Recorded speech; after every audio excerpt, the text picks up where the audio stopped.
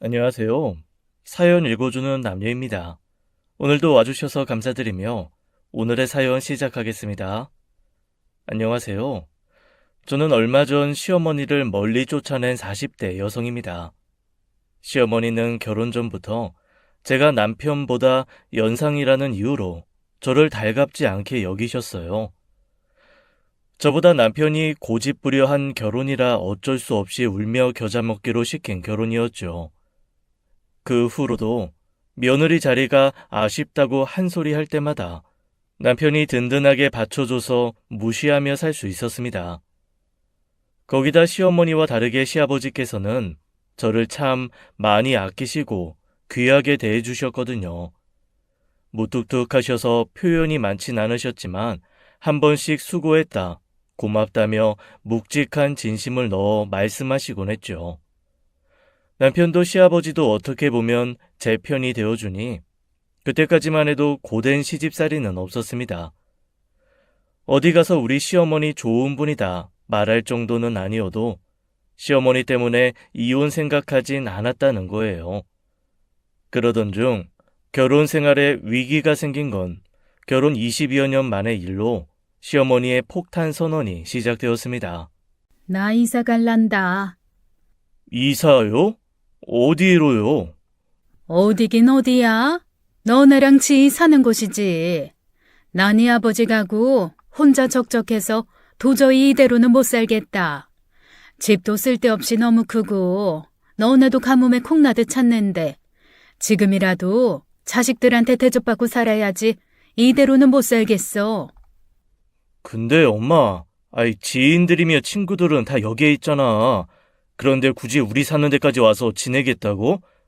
그게 더 심심하지 않겠어? 지인들이고 나발이고 그것들은 나 혼자 됐다고 뒤에서 흉이나 보는 것들이라 싫다. 다 같이 머리 하얗게 새는 마당에 이 나이에 혼자 됐다고 그러는 게 말이나 돼? 그냥 나는 너네나 보고 살란다. 그런 줄 알고 너네 집이랑 지희 집 근처로 적당한 데 알아봐라. 어머니께서는 평소에도 자격지심이 있던 터라 주변 사람들이 흉본다는 건 어머니만의 생각일 게 분명했어요. 하지만 시아버지께서 돌아가시고 1년 동안 늘 외롭고 적적하다고 하신 터라 남편도 차라리 그러자 했더군요. 어머니께서 혼자 되시고 시댁에 있는 지방까지 찾아다니는 횟수도 늘어서 사실 저희도 번거롭기도 했고요. 하지만 평소에 그리 사이가 좋은 편은 아니었던지라 시어머니가 가까이 살게 된 게 달갑진 않았습니다. 가까이 오시고 또 얼마나 부르실까 걱정되네. 당신은 신경 쓰지 마. 우리 엄마 내가 신경 쓰지. 당신이 무슨 걱정이야? 당신한테야 당신 엄마겠지. 어머님한테는 아들도 있고 며느리도 있는데 아들만 뻔질나게 얼굴 보이고 며느리가 강간무소식이면 좋아하겠다. 당신도 어머님 성격 알잖아. 지금까지 잘해왔잖아. 새삼스럽게 엄마 때문에 문제 생길 일이 뭐가 있겠어. 내심 같이 살자고 할까봐 난 그게 걱정이었는데. 어머님도 남이랑 사는 거 별로 안 좋아하셔. 그러니 찾아가도 한 번을 자고 가란 소리도 안 하시지. 내가 어머님 성격 중에 마음에 드는 거 그거 딱 하나잖아. 어머니께서 저를 부려먹고 싶을 정도로 싫어하셨다면 합가를 요구했을지도 몰라요. 하지만 적당한 거리를 두고 산 고부간이라 한 공간에 있는 걸 그리 좋아하시진 않았습니다. 그래서 느닷없는 그 폭탄 선언이 당황스럽긴 했어도 그리 큰 걱정은 아니었어요. 물론 자주 마주치다 보면 부딪히는 일이 좀 많겠다 싶었지만 든든한 남편이 있었으니까요. 같은 지역에 신우도 살고 있는데 신우가 시어머니랑 사이가 썩 좋지는 않아요. 그래서 자기 집 근처로 오는 걸 그다지 반기지 않았던 터라 그냥 저희 집 근처로 모신 겁니다. 딱 옆에 있는 다른 아파트 단지라 걸어서 10분이면 오고 가는 거리였어요. 어차피 부르실 거면 오고 가는 거라도 편하게 살자고 정한 집이었죠. 이사 오시고 처음 며칠은 매일같이 식사를 함께 하곤 했는데 여간 신경 쓰이는 일이 아니더라고요. 집이 다른 것뿐이지 하루에 한 끼 내지 두 끼를 저희 집으로 모셔서 식사 대접하는 게 쉬운 일인가요? 부부끼리야 남은 반찬 아무거나 섞어서 비벼 먹어도 그만이지만 시어머니는 항상 정갈한 한상 차림을 고집하시던 분이셨고요. 처음부터 아무것도 안 하면 말 나올까 싶어 몇 번 그렇게 원하시는 대로 차려드리곤 더는 그렇게 못 차린다 말씀드렸죠. 뭐야, 반찬이 왜 이렇게 부실하냐? 어머니, 그동안은 어머니 오신 지 얼마 되지 않아서 나름 챙겨드렸지만 앞으로 매일같이 그렇게 챙겨드리는 건 힘들어요. 저희 합가한 것도 아니고 따로 사는 건데 이렇게 매일같이 저희 집에 오셔서 식사하는 것도 힘들고요. 예원 아빠랑도 같이 있으면 대충 차려 먹고 마는데 어머님 오셔서 매일같이 이만한 상 차리는 거 일이에요. 차리면 또 얼마나 차렸다고 생색이야? 내가 무슨 12첩 반상을 바란 것도 아니고 국 하나에 반찬 몇 개 차리라는 게 그렇게 힘들어? 오실 때마다 어제랑 같은 반찬 내시면 못마땅해 하시잖아요. 아무튼 저 그거 못해요. 애들 대학 가고 이제야 저도 좀 편해졌는데 이게 뒤늦게 시집살이지 뭐예요? 뭐 시집살이?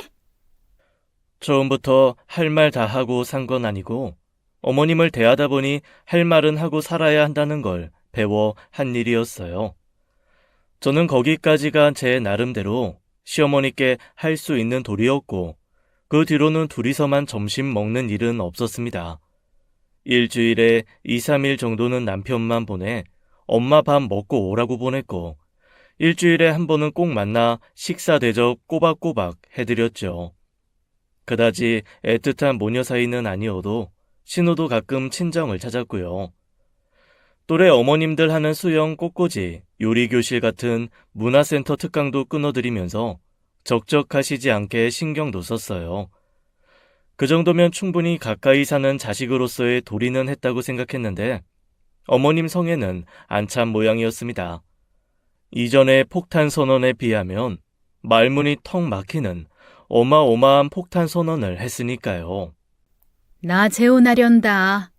네? 엄마, 그게 갑자기 무슨 말이야? 재혼이라니. 엄마, 뭐 잘못 먹었어? 생뚱맞게 새 남편을 드리겠다는 말에 저희 세 사람은 그야말로 입이 떡 벌어졌죠. 어쩐지 며칠 연락이 좀 뜸하다 했습니다. 저는 문화센터에서 만난 친구분들과 친구가 돼서 자연히 바빠졌다고 생각했지. 그 와중에 연애하고 있다는 건 꿈에도 몰랐어요. 뭘 그렇게 놀랄 일이라고 그렇게들 쳐다봐? 니들은 짝지어 살고 나만 혼자 살라는 법 있어? 아니, 너무 황당하잖아. 재혼이라니. 엄마, 남자 있었어? 언제부터? 언제부터가 뭐가 중요해? 같이 늙어가는 마당에 서로 의지가 된다 싶으면 같이 살기도 하고 그러는 거지. 엄마, 나 지금 진지하게 묻는 거야. 어디서 만난 누군데? 여기 이사 온 지 1년도 안 됐잖아. 하다못해 아버지 돌아가신 지 2년밖에 안 됐는데 갑자기 재혼이라니 말이 돼? 그리고 엄마 나이가... 내 나이가 뭐? 내 나이가 뭐가 어떻다고 그래? 니들은 안 늙는 줄 알아? 나이 들면 사랑도 없는 줄 아느냐고. 신우와 남편의 성화에 시어머니는 지지 않았어요. 물론 시어머니 말씀도 틀린 건 아니었지만 너무 갑작스러운 일이라 모두 당황할 수밖에 없었죠. 게다가 시아버지가 돌아가신 지 오랜 시간이 지난 것도 아니었고 어머님 연세가 70이신데 자식들 입장에서는 달갑지 않은 일이기도 했죠. 시어머니가 재혼 상대로 말씀하신 분은 문화센터에서 알게 되신 분을 통해 소개받은 분이라고 했습니다. 평생 공무원으로 퇴직하시고 10여 년 전 사별로 혼자 지내고 계신 분이라고 하시더라고요. 그래서 그 아저씨랑 엄마랑 같이 살겠대? 만난 지 한 달밖에 안 된 여자랑 살겠다고 하는 것도 좀 이상한 거 아니야? 그 아저씨는 자식도 없대? 아이고, 그러는 영경이 너는 그렇게 신중한 남자를 만나서 애부터 가져서 결혼했어? 아이씨, 지금 그 얘기가 왜 나와? 아니, 그냥 친구로 지내도 되잖아. 그냥 자주 만나면서 데이트도 하고 그래 그럼. 굳이 재혼할 필요가 있어? 내 인생 내가 알아서 살겠다는데 왜들 그렇게 성화야? 혼자 지내기 심심하고 적적해. 자식들 대접받아 살려고 왔더니 지들 살기 바쁘면서 나더러 그럼 너네들 입맛에 맞추면서 살라는 거야? 이 나이에 새아빠가 말이나 되냐고. 난 싫어. 그럼 너 나 데리고 살래? 응? 나 데리고 살아? 아이씨, 진짜 박서방도 있고 애들도 있는데 어떻게 살아? 딸이란 것이 순치 남편 눈치나 보고 자주 들여다보지도 않으면서 어쩜 끝까지 지들 인생밖에 모르지. 지난이 너는 나 데리고 살래? 지 마누라 일 하나 시키면 아주 눈에 불을 켜고 와서는 못하게 하면서 그러는 너는 나 데리고 살려고 반대하는 거야? 그래도 재혼은 안 돼. 친구처럼 지내고 연애하는 것도 솔직히 난 좀 그래. 아버지한테 못할 짓이다 싶고.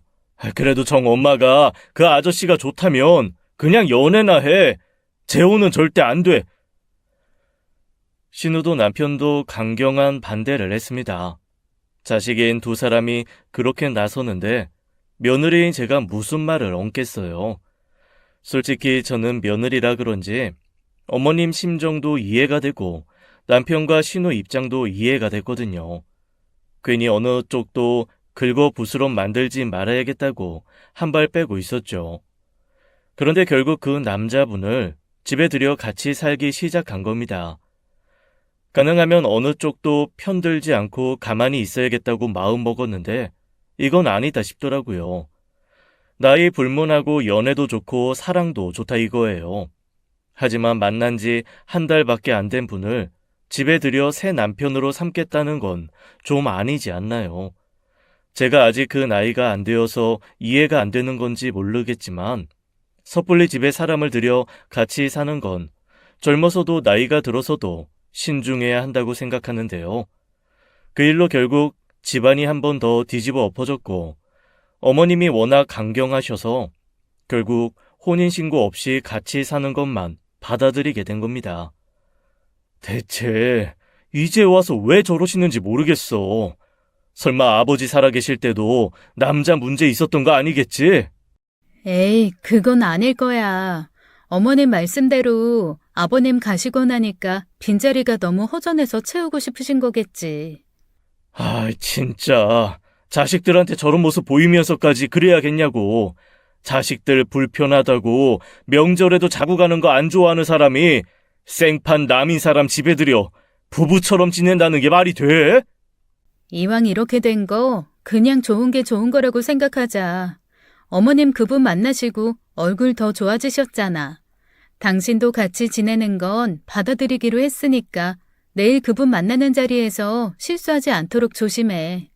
어쩌면 어머님 돌아가시기 전까지 계속 얼굴 보고 지내야 하는데 첫인상이 중요하잖아. 몰라. 남편은 나중에 딸이 반대하는 결혼하는 심정을 미리 알게 된 것 같다고 괴로워했어요.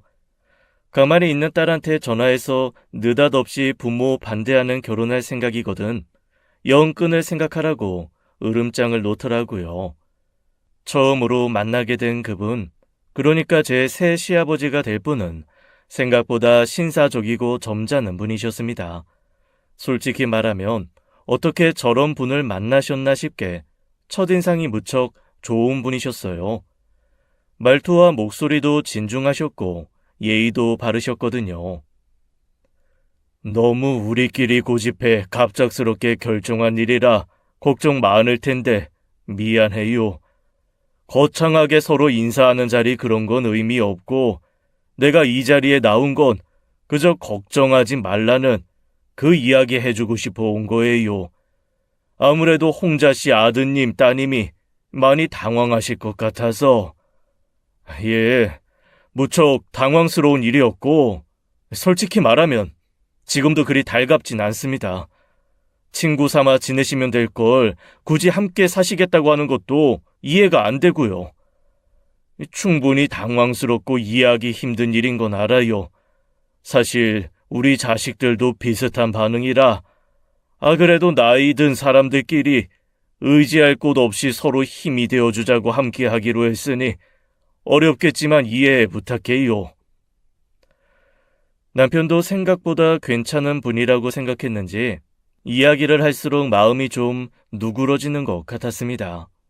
말씀하시는 걸 듣고 있으니 많이 배우시고 끊임없이 공부하시는 분 같다는 생각이 들더라고요. 반대할 생각만으로 집을 나섰던 남편은 집에 돌아오는 길에는 표정이 많이 좋아졌죠. 그리고 절대 새 아버지로는 생각하지 않겠다고 하더라고요. 그건 그분께도 직접적으로 말씀드린 거예요.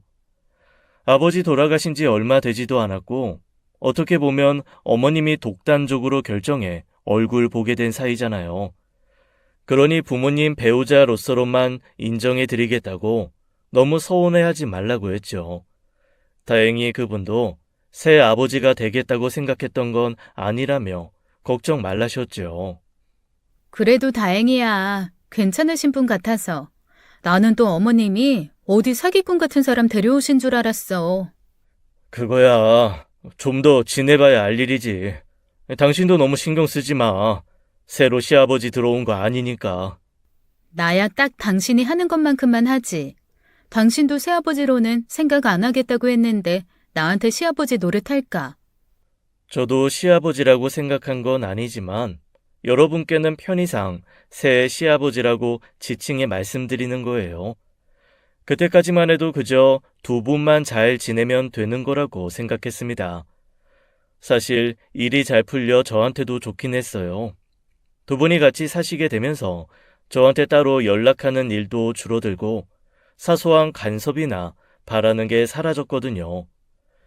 게다가 사람이 겉모습은 늙어도 마음은 안 늙는다고 그 나이에 연애 시작한 어머님이 예쁘게 보이려 스스로를 가꾸는 모습도 참 보기 좋았습니다. 남편은 아버님 살아 계실 때도 안 보이시던 모습이라고 못마땅해 했지만요. 하지만 저는 그것도 이해는 되더라고요. 돌아가신 아버님이 정말 좋은 분이시긴 했지만 너무 무뚝뚝한 분이셨거든요. 특히 어머님께는 평생의 사랑을 직접적으로 표현하신 적이 없었어요. 그런데 그분은 항상 어머님 보시고 예쁘다, 곱다고 해주시고 밖에서는 손도 잡고 다니시더라고요. 남자는 여자 하기 나름이라는 말처럼 여자도 남자 하기 나름이구나 싶어 놀랍기도 했죠. 너 그 립스틱은 어디서 났니? 이거요? 얼마 전에 선물 받은 거예요. 어머님 마음에 드세요? 같은 걸로 하나 사드릴까요? 어디 한번 줘봐라. 응, 색이 참 곱네. 이런 건 얼마나 한다니? 지금 입술에 바르고 있는 것도 있으면서 뭘 또 며느리 것까지 탐내. 적당히 해, 적당히. 그러지 마. 젊어 보이시고 좋은데 뭐. 어머님 요즘 50대로 회춘하신 것 같구만. 50대는 무슨? 엄마 바람 넣지 마. 진짠 줄 알아. 저는 남편과 달리 어머님의 새 연애를 전폭적으로 지지하는 사람이 되었고 새 시아버지와 함께 지내시면서 성격도 부드러워지는 시어머니가 반가웠습니다. 시아버지 앞에서 가장 여자이고 싶은 시어머니로부터 어떤 말을 듣게 될 줄도 모르고요. 일은 예기치 못한 곳에서 일어났어요. 식사를 마친 후 수박을 잘라내왔는데 갑자기 새 시아버지께서 제 팔을 덥석 잡으시는 겁니다. 너는 이렇게 말라가지고 손목에 힘이나 들어가니? 네? 아, 그럼요. 그런데 거리가 가깝기도 했고 그분이 앉은 채로 저를 힘주어 잡아당기다 보니 제 손이 그분의 중요 부위 쪽으로 간 거예요. 당황한 저는 은근히 힘을 주어 그분 손에서 손목을 뺐고 남편과 슬쩍 눈빛을 교환했죠. 평소에도 너무 말랐다고 이야기하시곤 했지만 그런 돌발 행동을 한 건 처음이었어요. 너무 정색하면 분위기 이상해질까봐 애써 웃으며 화제를 전환하려는데 계속 그 얘기를 하시는 겁니다. 수박 좀 드셔보세요. 이 앞에 과일 가게에서 산 건데 씨도 별로 없고 참 달더라고요. 지난이 저는 살결이 유달리 희고 고와서 더 약해 보여. 진한이가 몸보심 좀 시켜줘야 하는 거 아니냐? 잘 먹는데 체질이 원래 그래요. 그래도 진한이는 참 좋겠다. 체질이든 뭐든 관리를 하니 좋을 건데, 처가 나이 들어도 가꾸는 사람이면 남들한테도 보이기도 좋고 말이야. 이 사람은 타고나기를 마른 체질이라 먹어도 살이 안 찌는 게 고민인데요, 뭐. 남편도 애써 별일 아닌 듯이 대꾸했지만 대화 주제가 자꾸 제 몸에 관해 가다 보니 불쾌했습니다. 평생 시아버지께서도 제게 밥 한 끼 더 사주셨으면 사주셨지. 대놓고 살결이 희고 곱다느니 말랐다느니 직접적으로 품평한 적은 없으니 더 그랬죠. 나쁜 의도가 아닌데 제가 너무 안 좋게 생각하는 건가 싶어 기분 나쁘다 내색도 못했죠. 적당히 그만 좀 하면 좋았을 걸 남편이 나서서 이야기했는데도 그분은 더 하시더군요. 결국 남편이 더는 참지 못하고 대놓고 한 소리 하게 된 거예요. 살집 있는 여자가 좋다는 남자도 있지만은 이런 몸이 맵시가 좋아 보기도 좋긴 하지. 왜 그 텔레비전에 나오는 모델들도 키만 크고 말랐는데 옷 입은 거 보면 멋있잖아. 이 진한이 처가 그런 포스가 있긴 해. 여기 이런 데가 볼륨은 없어도 걱정해 주시는 마음이면 감사하지만 거기까지만 해주셨으면 좋겠어요. 이 사람 불편해하는데 계속 이 사람 몸 이야기하는 거 좀 그런 것 같아서요. 아니, 나는 그게 아니라. 당황한 새 시아버지를 거둔 건 시어머니였습니다. 저보다 더 불쾌한 표정으로 저희 부부를 향해 쏘아붙였죠. 다 제 생각해서 해주는 말인데 뭘 그렇게 과민하게 반응하고 그래? 제 말라 비틀어져서 피죽이나 못 먹은 것 같다는 게 틀린 말이야? 말라 비틀어지긴 누가 말라 비틀어져. 애온 엄마가 그 정도는 아니잖아. 다 아빠 같아서 신경 써서 해주는 말인데 사람 면전에 대고 무한하게 왜 그러냐고. 이 사람 딴에는 더 가까워지고 싶어서 한 말이잖아. 그래도 선이 있지. 아버지도 이 사람 몸이 어쩌고 저쩌고 한 적 없는데 불쾌하잖아. 그만. 그만. 내가 말이 좀 지나쳤다. 이 사람 말대로 가까워지고 싶어 격없이 꺼낸 말인데 선 넘었다면 미안하다. 새 시아버님의 사과의 사건은 일단락됐지만 분위기가 애매해져서 곧장 집으로 돌아오게 됐죠. 저 혼자 너무 예민하게 생각하는 거면 어쩌나 했는데 말하기도 전에 남편이 눈치채고 나서주니 전 고마웠어요. 그거면 됐다 싶고 나쁜 의도로 한 말씀도 아닌 것 같아서 잊으려고 했죠. 그런데 그 불똥이 이상하게 번져 불씨가 된 겁니다. 너 살 좀 내놓고 다니지 마라. 네? 그게 무슨 말씀이세요? 그래도 어른 앞인데 팔이나 맨다리를 내놓고 나오는 건 좀 아니잖아. 제가 민소매를 입고 나온 것도 아니고 그냥 반팔인데요. 치마도 무릎 밑으로 내려오는 거고요. 어머니 갑자기 왜 그러세요? 뭐 불편한 거 있으세요? 살 내놓고 다니지 말라니까 갑자기 이런 무슨 일? 내가 이런 말까진 안 하려고 했는데 그 사람도 남자다. 괜히 말 나올 일 만들지 말라는 거야. 네? 어머니, 제가 무슨 짧은 옷을 입고 다닌 것도 아니고 한여름에 반팔 입고 나온 걸로 그런 말씀을 하세요. 그리고 그렇게 말씀하시는 거 저 좀 불편해요. 불편할 게 뭐 있어? 너 때문에 그 사람 시선이 불편하지. 막말로 친자식 며느리도 아니고 생판 남이고 남자가 젊은 여자 맨살 보면 딴 생각 안 하게 생겼냐고. 게다가 그렇게 허연 맨살 드러내 보이고 오는 거 너도 다 꿍꿍이가 있는 거 아니야? 네? 꿍꿍이라뇨? 무슨 꿍꿍이요? 저는 너무 당황스럽고 황당해 말문이 턱턱 막혔습니다. 그게 무슨 말 같자는 소리냐고 쏘아붙이고 싶은 걸 간신히 예의를 지키겠다고 참았죠. 그랬더니 어머니께서는 1절, 2절에다가 3절까지 하시는 겁니다. 오늘도 봐. 지난번에 그런 일이 있었으면 몸가짐을 좀 조신하게 하고 왔었어야지. 시부모 만나는 자리에 양말도 안 신고 매니큐어는 또 왜 발라? 그리고 너 팔 들 때마다 그 속으로 속옷 보이는 건 아니? 여름인데 샌들 신으면서 누가 양말까지 챙겨 신어요. 그리고 누가 겨드랑이 유심히 살피면서 티셔츠 속까지 살핀다고요. 어머니, 저 그런 식으로 생각하시는 거 정말 너무 불쾌해요. 왜 그래? 무슨 일이야? 내 남편 앞에서 몸가짐 좀 제대로 하라고 했더니 저런다. 예, 앞으로는 조심하겠습니다. 하면 그만이지. 아주 눈에 불을 켜고 바락바락. 몸가짐? 무슨 몸가짐? 그분 앞에서 팔도 다리도 내놓고 다니지 말라셔. 그분도 남자라시면서. 그분? 아이, 설마 아저씨? 엄마 지금 제정신이야? 아니면 그 아저씨가 뭐라고 해? 예원 엄마 보고 뭐 이상한 생각해?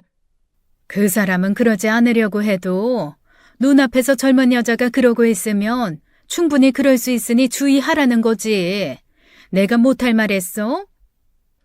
재혼한 상대 며느리 두고 그딴 더러운 생각하는 거면 그 사람이 문제지 예원 엄마가 문제야?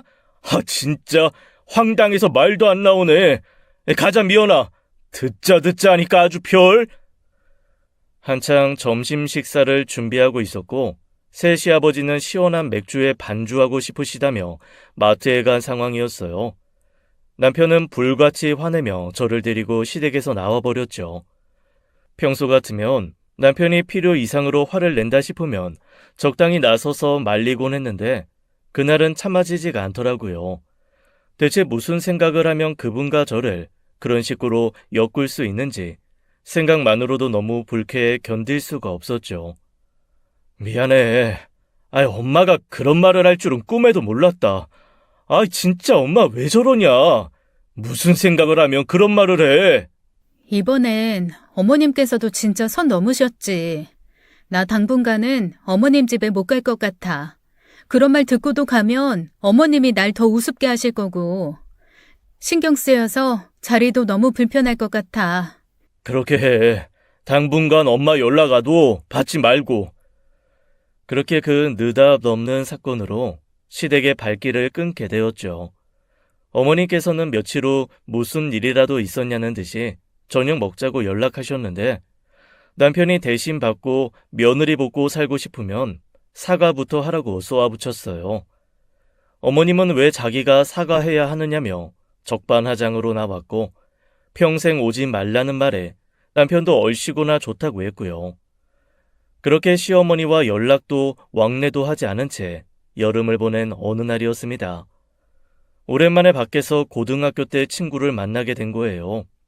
친구는 5년 전 남편의 바람으로 이혼했는데 최근 재혼했다며 그 상대를 소개해 주겠다고 부른 자리였죠. 뭘 나한테까지 소개해준다고 그래. 사람 번거롭게. 지금 한창 일해야 하는 시간 아니야?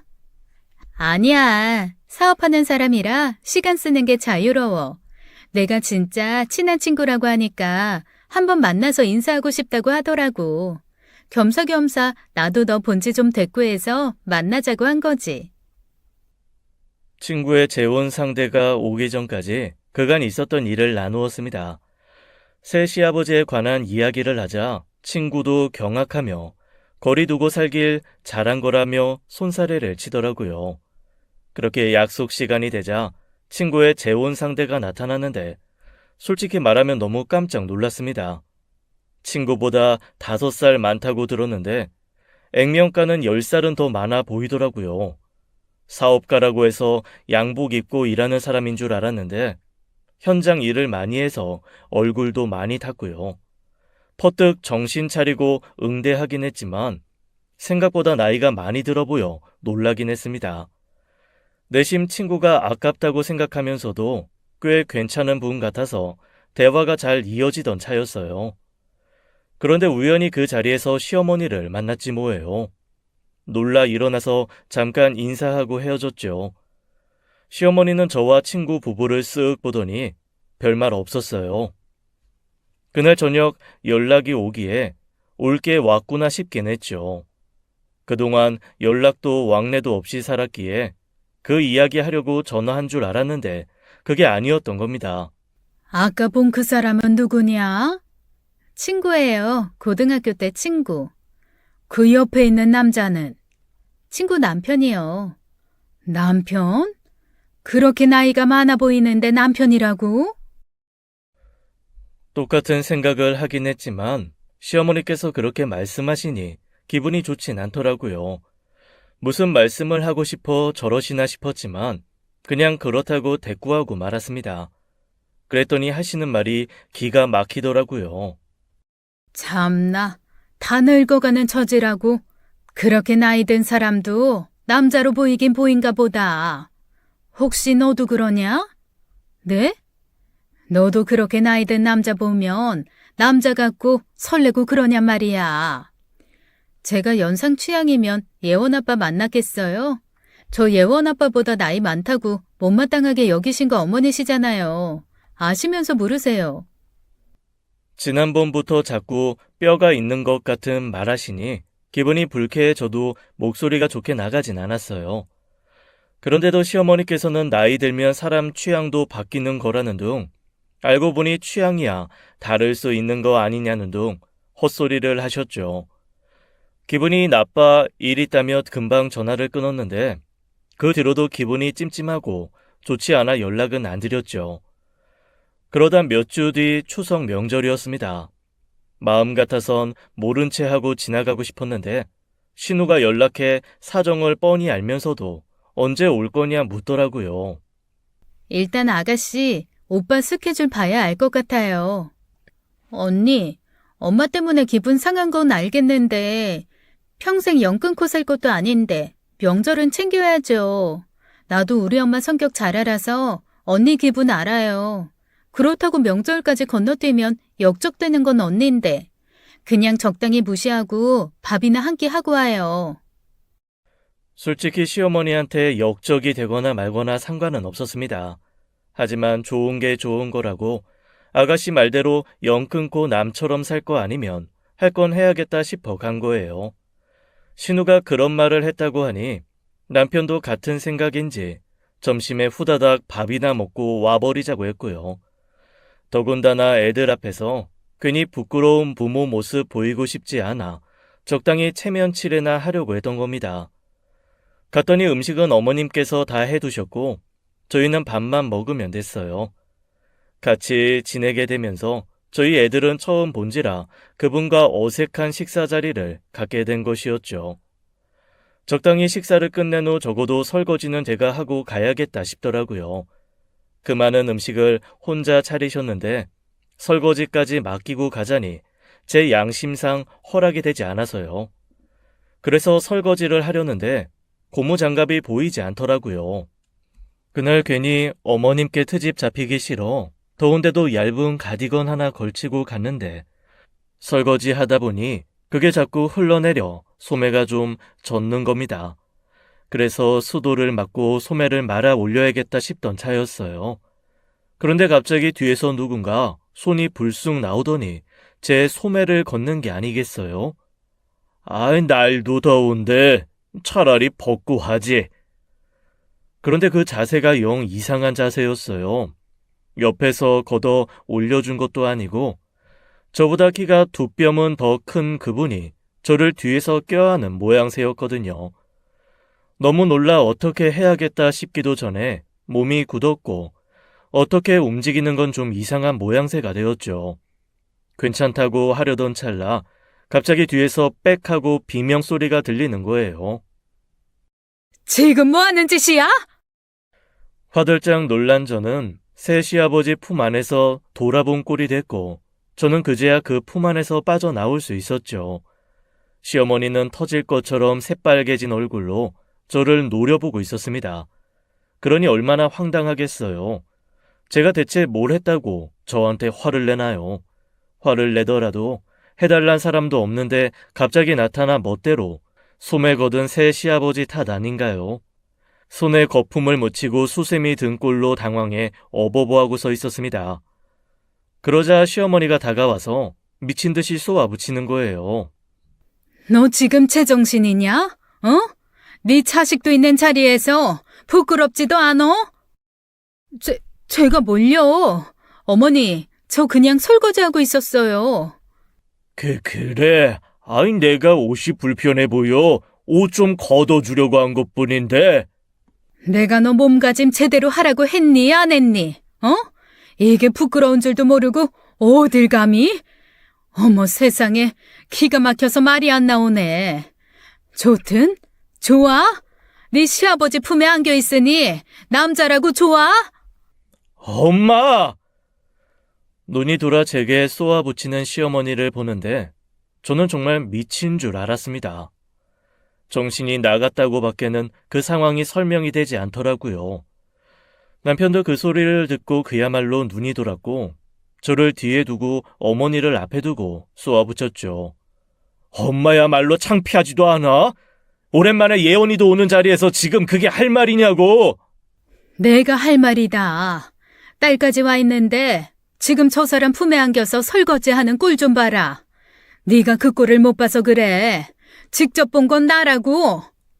어머니, 그게 아니라 갑자기 이분께서 오셔서 제 옷 걷어주시겠다고 해서 그런 거예요. 근데 왜 품에 안겨 있어? 그걸 왜 저한테 물으세요? 해달라고 하지도 않았는데 갑자기 뒤에서 불쑥 나타나서 그렇게 하신 걸. 지금 이 자리에서 제일 당황스러운 사람은 저예요. 어머님이 아니라 저라고요. 벼랑간 새 시아버지한테 꼬리치고 품에 안겨 설거지한 사람이 된 저는 억울해 미칠 것만 같았습니다. 다들 아니라고 하는데도 시어머니께서는 너희들이 뭘 아냐, 본 사람이 알지 하며 길길이 날뛰었어요. 결국 보다 못한 저희 가족은 그 자리에서 나와버렸고요. 억울하고 수치스럽기도 해서 오는 길에 눈물이 났습니다. 딸 앞에서 눈물 보인 게 처음이라 딸도 많이 놀랐죠. 오랜만에 만나 기분 좋게 시간을 보내야 할 명절에 그런 일이 있으니 얼마나 속상했겠어요. 불행 중 다행인 건 그 일을 빌미로 저는 시어머니와 연을 끊고 살 수 있게 되었다는 겁니다. 남편은 제게 더는 며느리 노릇 못 시키겠다며 부끄럽고 미안하다고 사과했어요. 남편이 잘못한 일도 아니고 새 시아버지 만난 후로 이상해져 버린 어머니 탓이라 남편이 불쌍했죠. 딸도 다시는 할머니 집에 가지도 말고 연락도 받지 말라고 분개하며 자취방으로 돌아갔습니다. 그런데 그 뒤로 어머님은 그 일에 대한 보복이라도 하는 것처럼 오히려 시도 때도 없이 찾아오는 거예요. 야, 문 열어라, 문! 어머니, 연락도 없이 어쩐 일이세요? 그래서 불만 있냐? 그렇다고 특별히 용건이 있는 것도 아니었습니다. 부엌에 들어와 냉장고며 찬장 문을 열어 젖히며 이상한 트집을 잡는 거예요. 반창통은 왜 저런 걸 샀냐? 조미료를 왜 여기다 보관하냐? 냉장고에서 냄새 나는데 너는 코도 없냐? 느닷없이 찾아와 그러니 미칠 노릇이었죠. 물 달라, 차 달라, 밥 달라고 해서 처음엔 어떻게 하시나 보려고 드렸어요. 그런데 정수기에서 따라오는 걸 뻔히 보면서도 물 한 잔에도 수돗물 같다고 트집 잡으니 가시라고 내보냈죠. 그런데 다음날 또 찾아오고 그 다음 날에도 또 찾아오는 식이었어요. 없는 척하면 이웃이 무슨 일이 있나 하고 나와볼 정도로 문을 두드리고 현관 앞에서 그만 좀 오시라 한마디 하면 세상 천지 이런 며느리 없다고 눈물바라 마시고요. 영 끊고 살자고 한 마당에 눈치 볼 게 뭐가 있었겠어요. 이판사판 하고 싶은 말 다 했죠. 어머니, 대체 왜 이러시는 거예요? 저한테 바라시는 게 뭔데요? 나한테 할 말 없냐? 무슨 말이요? 하실 말씀은 어머님께서 있는 것 같은데요. 그럼 그렇지. 네가 곧 죽어도 인정을 안 하겠지? 너 그날 무슨 꿍꿍이었어? 아, 미치겠네 진짜. 대체 무슨 꿍꿍이요? 어머니, 진짜 왜 이러세요? 그분은 그냥 어머님 남편분이신데 제가 무슨 꿍꿍이요? 어머니, 저 어머님 아들이랑 사는 사람이에요. 제가 지금 어머님 아들 두고 예원이 아빠 두고 무슨 꿍꿍이를 가졌다는 거예요? 근데 그럼 그날 왜 네 시아버지랑 껴안고 있었니? 껴안은 거 아니라고요. 저 설거지하고 있었잖아요. 어머님이 싫다고 하셔서 더운 날 가디건까지 입고 와서 설거지하다가 그런 거잖아요. 설거지를 하려거든 설거지만 하면 될 것이지 왜 그러고 있었냐고. 내가 그럼 헛것을 봤다는 거야? 적당히 설거지라고 둘러대면 내가 지난이처럼 그냥 넘어갈 줄 알았어? 그때 네 시아버지랑 껴안고 있었잖아. 속이 터지고 답답한 심정이 바로 그런 것일 겁니다. 진짜 한마디로 말해 미쳐버리겠더라고요. 아무리 그게 아니라고 말해도 본인 말이 맞다 우기는데 멀쩡한 사람 하나 미친 사람으로 만드는 거 일도 아니겠다 싶더군요. 결국 머리를 쥐어짜고 발을 동동 구르며 비명을 내지르기 시작했고 당황한 시어머니는 주춤거리더니 그제야 돌아가시더라고요. 어머님이 가시고도 너무 억울하고 화가 나서 거실 쿠션에 얼굴을 묻고 비명을 내지르며 울분을 삭혀야 했습니다. 그리고 그날 남편이 돌아오자마자 이혼하자고 했어요. 이혼해. 뭐?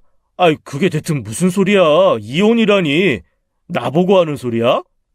당신이랑 살면서 어머님 마주치고 살다간 제 명에 못 살겠어. 제 명에 산데도 그냥 미쳐버릴 것 같아. 왜? 엄마가 또 뭐라고 해? 남편은 분노로 부들거리는 제 말을 들어주었습니다. 이혼 이야기는 홧김에 한 게 아니었어요. 시어머니가 돌아가고 남편이 오기까지 혼자 감정 정리를 하며 그게 낫겠다 싶었거든요. 남편은 무슨 죄인가 싶었지만 평생 그 소리 듣고 살자니 도저히 살 자신이 없었어요. 제 하소연을 듣고 남편은 그 길로 시댁에 가서 단판을 짓고 왔습니다. 아들 며느리 없는 셈 치고 살아라. 다시는 연락하지 말고 얼굴 볼 일 없었으면 한다고 확실히 못 박은 거죠. 그리고 신우에게도 연락해 그러더군요. 너 앞으로 나 이혼했다 생각하고 살아. 갑자기 그게 무슨 말이야? 오빠, 이혼해? 언니가 이혼하지? 갑자기 왜? 됐고 앞으로 새언니 찾는 일 없었으면 싶으니 하는 말이야. 특히 행여 엄마랑 네 새언니 만나게 하는 날에는 오빠도 없는 셈 치고 살게 될 줄 알아. 아주 남자에 미쳐가지고 며느리 하나 있는 걸 쥐잡듯이 잡아. 마른 하늘의 날벼락처럼 느닷없는 말에 시누이는 어리둥절했지만 후에 자초지정을 듣고서야 제 사정을 이해해 주었어요. 엄마 또 병이 도진 거지. 다른 사람은 몰라도 난 잘 알아요.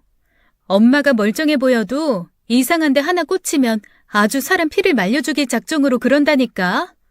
저 고등학교 때요. 사귄 지 일주일 된 남자친구랑 손잡고 걸어가다가 엄마한테 딱 걸린 거예요. 그날부터 둘이서 무슨 짓을 했냐고 몰아붙이는데 엄마 상상 속에서는 전 이미 임신까지 했더라니까요. 저한테만 그러면 말도 안 해요. 걔한테 가서 나랑 잤냐고 묻는데 진짜 쪽팔려서 혀 깨물고 딱 죽고 싶은 심정이었거든요. 미안해요, 언니. 괜히 제가 밥 먹자고 해서 데려가는 바람에 그런 일에 휘말리고 한동안 잠잠하고 그 아저씨 만나서 얼굴 펴서 안 그럴 줄 알았죠. 그 후로 드디어 온 가족이 인정한 합법적 천륜 끄는 며느리가 된 거예요. 하지만 집 주소도 아니 이전처럼 수틀리거나 뭔가 아쉬워 손바닥 뒤집듯 뒤집어질까봐 조마조마해야 했습니다. 다행히도 그렇게 서너 달은 조용히 넘어갔어요. 그런데 세상도 좁지요. 우연히 남편과 외출했다가 주유소에 들른 길이었어요. 화장실이 급해 주유소 화장실에 들러 일을 보고 나오는데 새 시아버지가 탄 차가 보이는 겁니다. 순간 아차 싶었고 시어머니가 보기 전에 얼른 가야겠다 싶었는데 새 시아버지 차에서 내리는 사람이 시어머니가 아닌 거예요. 나 화장실 좀 갔다 올게요. 그러세요. 새 시아버지는 시어머니께 그러시듯 나긋하고 다정한 목소리로 이야기하시더군요. 그 여자분께서 저를 아무렇지 않게 지나치는 동안 저는 이게 무슨 상황인가 싶어 넋을 놓고 있다가 그분과 눈이 마주쳤어요. 그분은 저를 알아보시고 당황하시는 거예요. 어설프게 목 인사를 하다가 그냥 남편이 기다리는 차에 올랐죠. 마침 남편도 저를 바라보고 있다가 그분을 보게 되었는데 별말이 없더라고요. 봤어? 어떻게 된 거야? 설마 어머님 헤어지셨나? 몰라, 헤어지든 말든. 그냥 아시는 분 같은 분위기는 아니었는데. 어쩐지 찝찝한 구석에 있었던 저와 달리 남편은 관심조차 없는 듯 더는 쳐다보지도 않았습니다. 남편도 잊고 살겠다고 한 마당에 머리 아프게 제가 신경 써서 뭐 하겠어요. 저도 금방 잊고 남편과 외출로 돌아와 드라마를 보던 차였습니다. 갑자기 새 시아버지로부터 전화가 오는 거예요. 망설이다 전화를 받게 되었는데 한번 만나자 하시더라고요. 헤어졌는지 안 헤어졌는지 모르는 마당에 괜히 만나 구설을 만들고 싶지 않아 거절했죠. 그런데 한사코 한 번만 만나자고 할 이야기가 있다는 거예요. 남편을 내보내겠다고 했더니 꼭 저한테 해야 할 이야기라고 했죠. 그래도 저는 따로 만나 듣거나 드릴 말씀 없다고 거절했고요. 남편에게도 그 사실을 이야기했더니 남편이 잘했다고 절대 만나지 말라더라고요. 그런데 세상에 집 앞까지 찾아온 겁니다. 남편 출근 후 마트 가려고 집을 나섰다가 얼마나 놀랐는지 몰라요. 여긴 어쩐 일이세요? 할 말이 있다고 했잖아. 시간 좀 내다오. 이런 거 너무 불편해요. 제가 분명히 싫다고 말씀드렸잖아요. 내가 너희한테 괜한 오해를 산 것도 있고 네 시어머니 일로 당부하고 싶은 말이 있어서 그래. 그럼 여기서 말하세요. 자리 옮겨서 이야기하고 싶진 않네요. 제가 단호하게 이르자 그분은 그제야 어쩔 수 없다는 듯 제게 그러더라고요. 그날 주유소에서 있었던 여자는 알고 지내는 동생인데 모처럼 연락해 밥 한 끼 먹었던 거라고요. 굳이 저한테 찾아와 그런 변명하는 걸 보면 시어머니와 헤어진 것 같진 않았습니다. 그러니까 괜한 오해 말고 혹시나 네 시어머니 귀에 들어가는 일 생길까 싶어서. 저 어머님이랑 연락 안 하잖아요. 신경 쓰지 마세요. 어머님한테 연락드릴 생각 없으니까. 예원 아빠도 마찬가지고요. 그것도 그렇고 괜히 우리 사이에 그런 일이 생기는 바람에 부모 자식 간에 문제 생긴 것 같아 마음이 편하지 않아. 그건 미연이 너도 마찬가지일 거라고 생각한다. 네? 우리 사이요? 저기요. 우리 사이가 아니라 아저씨께서 괜히 오해 살 행동을 해서 벌어진 일이잖아요.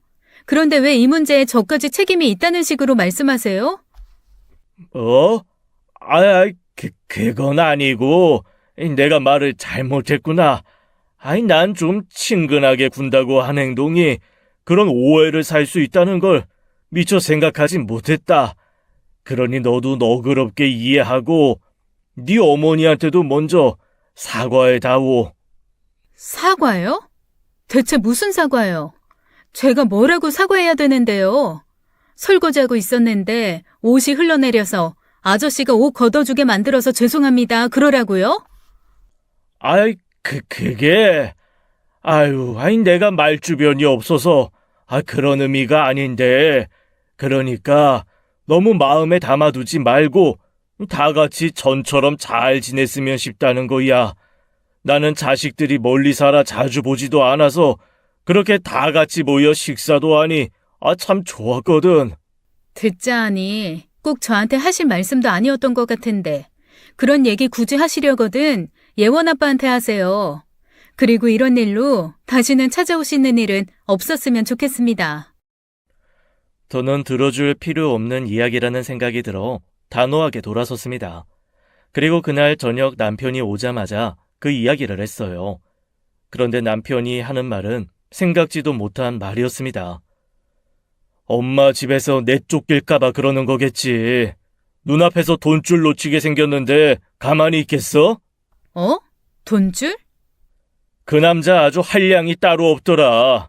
만나는 여자들도 여럿인 것 같아. 뭐? 그게 무슨 말이야? 사람 시켜서 알아봤어. 아무리 생각해도 이상하잖아. 처음부터 살 곳이 없어. 몸만 덩그라니 엄마 집으로 들어간 것도 그렇고 말은 자식들 지원해주느라 집 팔아 다 줘버리고 없다고 하는데 세상에 어떤 부모가 자기 살 집까지 팔아 자식 지원을 하겠어? 결국 그게 자식한테 침으로 돌아올 텐데. 그래서 그럼 그 아저씨가 어머님 돈 보고 접근했다는 말이야? 그것도 이상하지 않아? 어머님이 돈이 있으면 얼마나 있다고. 그래. 그렇게 적당히 혼자 노후 보낼 수 있을 정도의 돈을 가진 여자를 여럿 만나면 해결되는 거잖아. 사람 시켜 알아보니까 그런 여자가 셋이 더 있대. 말도 안 돼. 그럼 처음부터 계획적으로 접근했단 말이야? 그 중에 가장 번듯하고 살만한 집 가진 게 엄마라서 엄마랑 사는 것 같아. 나머지 여자들한테는 소소하게 용돈벌이 나는 것 같고 그 사람 명의로 있는 거라곤 15년 된 차 하나뿐이었어. 기가 막혀서 어쩐지 처음이랑 다르게 갈수록 기분이 너무 나쁘더라니. 그게 다 몸에 배어 있던 거지. 여자한테 추근덕거리던 버릇이 이상하다 했어. 남자는 남자가 알잖아. 당신한테 하는 짓이 아기가 없어 보이는 척 했던 것뿐이지 다 꿍꿍이가 있었더라고. 얼른 어머님께 말씀드려야 하는 거 아니야? 말해야지. 근데 들으려나 모르겠네. 일단은 시기 좀 보고 연락드릴 테니까 당신도 그냥 적당히 대꾸하고 말아. 세상에 믿을 사람 없다더니 이래선 정말 좋은 마음을 가지고 만나는 사람마저도 의심부터 하게 될 것 같더라고요. 세상 사람 좋은 얼굴을 하고 어떻게 그런 짓을 하나요? 어머님께 좋지 않은 감정이 있긴 했지만 막상 그런 사기꾼 같은 사람한테 당하고 있다고 생각하니 마음이 편치는 않았습니다. 하지만 어머님 성격을 생각하니 직접 나서는 건 아무래도 위험하다는 생각이 들었어요. 그래서 그 문제는 전적으로 남편에게 맡기기로 했죠. 그런데 문제는 예상치 못한 방향으로 흘러간 겁니다. 다음날 외출하는 길에 이번엔 시어머니를 만난 거예요. 정확히는 도끼 눈을 뜨고 저를 찾아온 시어머니를 만난 것이죠. 시어머니는 저를 보자마자 제게 사진 더미를 집어던졌습니다. 뭔가 싶어 내려다보니 바로 전날 저희 집 현관 앞에서 새 시아버지와 함께 대화하고 있던 그 장면이었어요. 사람을 쓴 게 남편만이 아니었죠. 내가 너 그럴 줄 알았지. 내가 너일 줄 알았어. 지금 무슨 소리를 하시는 거예요? 잡았대? 이래도 잡았대? 내가 너 사람을 잘못 봐도 한참 잘못 봤다. 아까운 아들 성에도 안 차는 며느리 들어왔어도 둘이 잘 살아서 다행이다. 애도 잘 키우고 그래도 사람 몫은 하고 사는구나 했지. 근데 내가 나이 70에 너한테 뒤통수 맞을 줄을 누가 알았겠어? 대체 무슨 말씀 하시는 거냐고요? 어머니, 또 이상한 오해하시는 것 같은데 지금 이렇게 화내고 윽박질러야 할 상대 잘못 짚으셨어요. 제가 아니라 그분한테 따지셔야죠. 뭐? 야, 너 지금 이 증거를 보고도 발뺌이냐? 언제부터야? 언제부터 네 시아버지 집에 끌어들인 거냐고? 집에 들이긴 누가 들여요? 사진 보면 모르세요? 현관 앞에서 얘기한 거예요. 현관 앞에서. 엘리베이터도 같이 탄 적 없다고요. 여기 온 게 찍혔는데 집에 들였던 건 뻔한 거 아니냐? 내가 지금 그거 못 잡았다고 발뺌이야? 내가 이상하다 했어. 이상하게 밖에 나갔다 들어오면 여자 향수 냄새 나고 이상하게 못 보던 물건이 생기고 아이, 너 참 여시다. 왜? 네 시아버지가 관심 가져주니까 좋든? 여자 대접받는 것 같아서 좋았어? 세상에, 넌 볼 사람이 없어서 시엠이랑 사는 남자를 건드려? 건드리긴 누가 건드려요? 제가 어머님인 줄 아세요? 다른 남자가 관심 가져준다고 여자 대접받는 것 같아서 좋아하게? 어머님은 그러셨을지 모르겠지만 저는 그분이 슬쩍슬쩍 저한테 손댈 때마다 소름 끼치고 불쾌했어요. 지금 이렇게 엮는 것 자체도 너무 역겹다고요. 뭐야? 이거 말하는 것 좀 봐. 야, 내가 지금 이렇게 증거를 잡아왔는데도 발뺌하고 나를 이상한 년 만들어? 세상에, 여러분, 여기 좀 보세요. 여기 좀. 이게 저게 다 지 시아버지랑 붙어먹은 그 증거예요. 시애미 몰래 뒤에서 남편 출근하면 지 시아버지 불러다 집에 들여서 그 짓거리 한 년이라고요. 어머님은 급기야 지나가는 이웃을 붙들고 그 사진을 보여주며 저를 모함하기 시작했습니다. 사람 미치게 만드는 그 짓을 또 하시는 거예요. 대체 왜 이러시는 거예요? 이런 말 조심스럽지만 솔직히 평생 폭력을 모르던 사람이 우발적으로 폭력을 휘두르게 되는지 이해가 됐습니다. 제가 이성의 끈이 완전히 끊어졌더라면 전 어머님 머리채를 잡고 싸웠을 거예요. 이웃들 앞에서 우스운 꼴 대고 싶지도 않았고 그 상황에서 머리채 잡고 싸웠으면 시아버지 두고 며느리랑 시어머니가 싸웠다는 이상한 소문이 나기 십상이었죠. 미치고 팔짝 뛸 노릇이라 엉엉 울면서 왜 그러시냐고 하소연하니 오히려 몇몇 분은 어머님을 나무라시더라고요. 아주머니, 며느님이 아니시라는데 왜 그러세요? 그냥 두 분 만나는 사진뿐인데 이게 무슨 증거가 된다고요? 이게 어떻게 증거가 안 돼요? 애기 엄마는 모르겠지만 둘이는 이렇게 따로 만날 사이가 아니에요. 그런데 이렇게 다정하게 사는 집 앞에서 만나는 게 말이나 돼요? 어제야 운 좋게 이런 사진만 걸렸지. 내가 전부터 사람 써서 알아봤으면 이 양반이 이 집에 들어간 거 찍혔을 거라고요. 다정한 것도 아닌데 뭔가 오해가 있으신 것 같은데 너무 그러지 마세요. 아주머니 우시는 거 보니까 내가 다 억울한데. 시어머니께서는 이웃들의 비난에도 그치지 않았습니다. 시아버지한테 다른 여자가 있다고 솔직하게 말하면 되지 않냐고요? 제가 안 했겠습니까? 울면서 진짜 만나는 여자는 따로 있는데 왜 저한테 와서 그러냐고 했지만 소용없었어요. 이미 귀 닫고 눈앞에 증거 같지도 않은 사진 하나만으로 오로지 자기 생각이 맞다고 우기고 있었으니까요. 결국 경비 아저씨께서 저희 남편에게 연락했고 주민 신고를 받은 경찰까지 왔죠. 어머님은 경찰을 보고서도 자기 며느리가 자기 남편이랑 붙어 먹었다고 잡아가라고 성하였어요. 그 꼴을 뒤늦게 온 남편이 보게 됐고 남편은 거의 어머님을 때릴 듯이 다가와 고래고래 소리를 질렀죠. 아이 진짜 엄마 노망났어? 일단 진정하세요. 이것 좀 놔보세요. 제가 지금 진정하게 생겼습니까? 제가 오죽했으면 이 문제로 회사에서 일을 하다 말고 나왔겠어요. 엄마, 그거 병이야. 망상증, 병이라고. 이 사람이 뭐가 부족해서 일은 넘은 노인을 만난다고 그래. 제 친구 보니까 나이 많은 남자도 잘만 만나더라. 유유상종 아니냐? 그 친구는 남편이랑 5살 차이라고 말씀드렸잖아요. 5살은? 딱 봐도 10은 훨씬 넘어 보이던데. 제발. 너 속지 마라. 내가 제대로 말해줄 때 들어. 너 없을 때 제가 그 사람 네 집에 끌어들여서. 시어머니는 남편에게도 같은 소리를 하려다 말문을 멈췄습니다. 남편이 그동안 자기가 사람을 시켜 찍은 진짜 증거를 들이밀었거든요. 그건 시어머니가 저와 새 시아버지를 찍은 어설픈 사진과는 차원이 달랐어요. 여자를 태우고 드라이브하는 사진, 여자에게 다정하게 음식을 먹여주는 사진, 손을 잡거나 어깨에 손이 올리고 길을 걷는 사진 등 명백한 바람의 증거였죠. 시어머니는 믿기지 않는다는 듯이 이게 대체 뭐냐는 듯 사진과 남편을 번갈아 보며 보았습니다. 이제 알겠어? 엄마 망상증이 얼마나 잘못됐는지. 그 망상증 때문에 사람 잡아오 사람. 이게 대체 어떻게... 아니, 이 여자들은 대체 누구... 애꿎은 타이밍 문제였어요.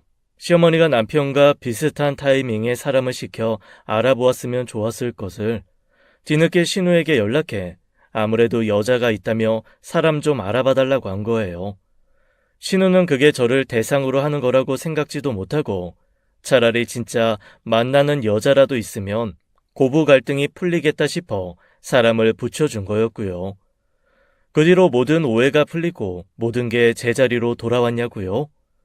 인간관계는 문제가 해결되었다고 해서, 오해가 풀렸다고 해서 제자리로 돌아오는 게 아니었습니다. 저는 그 뒤로 완전히 어머님 노이로제에 걸려 어머님을 떠올리기만 해도 속에 우라통이 치밀어 올랐어요. 어머님은 어머님대로 남편에게 그분을 경찰에 신고해 달라고 성화였는데 남편은 협조하지 않았죠. 그분은 여자를 만났다는 사실이 들통이 난 뒤 도망치듯 사라져버렸고요. 남편이 협조한 건 저였습니다. 정말 오랜 고민 끝에 어머님을 명예훼손으로 고소했거든요. 솔직히 그렇게까지 하고 싶었던 건 아닌데 그 단지 내의 일로 이상한 소문이 퍼진 겁니다. 그 자리에 있지도 않았던 사람들이 카더라 하면서 제가 시어머니와 한 남자를 두고 싸운 며느리가 되어 있던 거였어요. 그러니 법적으로 조치를 취하지 않으면 안 되는 상황까지 온 것이죠.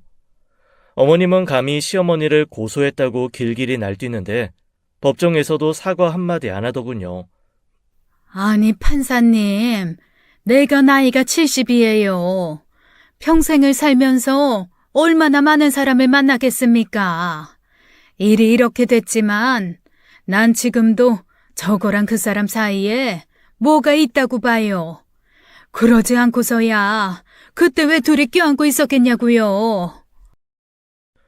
반성하지 못하는 태도를 보였지만 고령인 점이 참작되어 집행유예를 받았어요. 어쨌든 법적으로 제가 억울하다는 것이 밝혀졌으니 다행이었지만 어머님과 한 동네 사는 게 싫었습니다. 이사를 가자니 어쩐지 그 소문을 인정하는 것 같아 그러고 싶지 않았어요. 그래서 어머님을 이사시키고 싶었는데 어머님도 다신 고향에 가지 않겠다고 버티셨죠. 같은 동네에 살다 보면 또 부딪히고 결국 속이 문드러질 것 같아 미칠 것 같았습니다. 결국 남편이 특단의 조치를 취한 게 병적인 망상증은 정신병원에 입원 사유가 충분하다고 겁을 주는 것이었어요.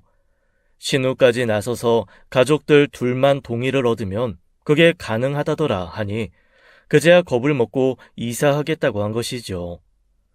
살다 보니 별일이 다 있다지만 저는 지금도 그때 일을 떠올리면 꿈을 꿨나요. 그렇게 다시 고향으로 간 시어머니를 안 보고 산 지 반년이 넘었는데도 시어머니 말만 나오면 가슴부터 쿵닥거리더군요. 누군가는 살면서 한 번도 겪지 않을 일을 겪고 나니 다 부질없다 그런 생각도 들더군요. 평생 시어머니로 모셨던 사람에게서 그만한 상처를 받게 되는 걸 보면 사람 마음 정말 한치 앞도 모르는 거예요. 부디 여러분은 저와 같은 일을 겪지 않기를 바랄 뿐입니다. 지금까지 사연 읽어주는 남녀였습니다. 끝까지 함께 해주신 여러분 감사드리며 저희는 다음 사연으로 돌아올게요. 감사합니다.